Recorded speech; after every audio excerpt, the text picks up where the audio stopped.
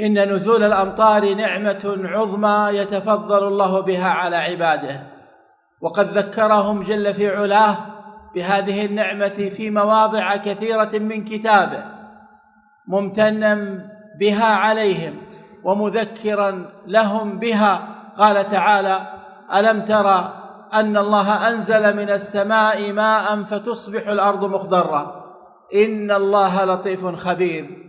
والمطر أيها المؤمنون رحمة يرحم الله تعالى بها العباد والبلاد، يرحم الله بها الحي والجماد، ولذلك سماه الله تعالى في كتابه رحمة، فقال تعالى: وهو الذي أرسل الرياح بشرا بين يدي رحمته.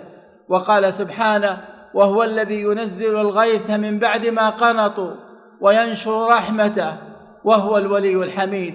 وقال جل في علاه: فانظر إلى آثار رحمة الله كيف يحيي الأرض بعد موتها